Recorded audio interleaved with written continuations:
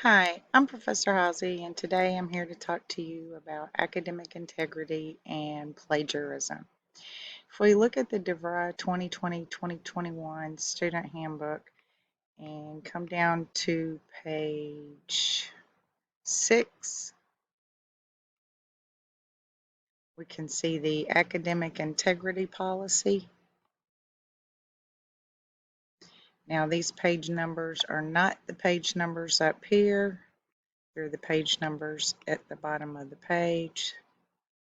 They're off by one. Okay, and here's academic policies and services, and at the bottom of this page you'll see our academic integrity policy. Now you can read it in detail, but pretty much what it said to me as a student is that if I want my degree to be worth anything, then I have to turn in my own work, because once I start turning in work that's not my own and other people do that, then the degrees that we get really aren't worth the paper that they're printed on. So we have to fight in the academic community to maintain academic integrity, which means that degrees are actually worth something. Now, let's look at what a violation of academic integrity might be. We have plagiarism, which is where you copy somebody else's work, whether it's another student's paper or buying a paper or a discussion post or answers to a final exam. So let's say I Google a discussion topic and I go in and I copy the information and I paste it into my post, and I don't cite where it came from and I don't include anything else with it.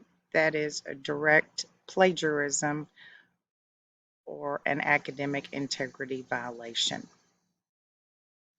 Another example would be collaboration, when it's not expressly conveyed that it's an assignment to be collaborated on.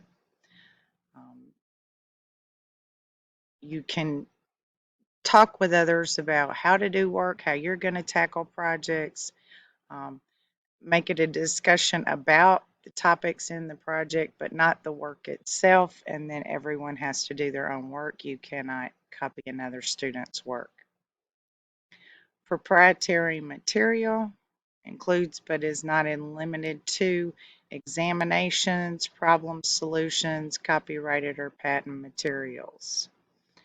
Offering of money or other incentives. Don't tell your professor, I'll pay you $50 to do my homework. We can't do it, number one, and it's not worth $50 for me to do your homework.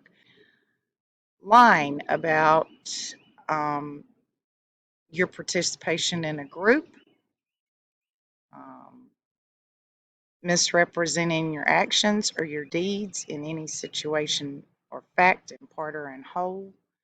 Um, say what you did and only say what you did. Then there's a list of other violations as well. You're more than willing to come to the student handbook to check those out. But one thing I will note is that if you post material to one of these sites, it's also a violation. Okay, once there is a violation, then there has to be a complaint filed, and I have to file the complaint once it's brought to my attention or once I see a direct violation. Now, mind you, I've been Googling since before Google was Google.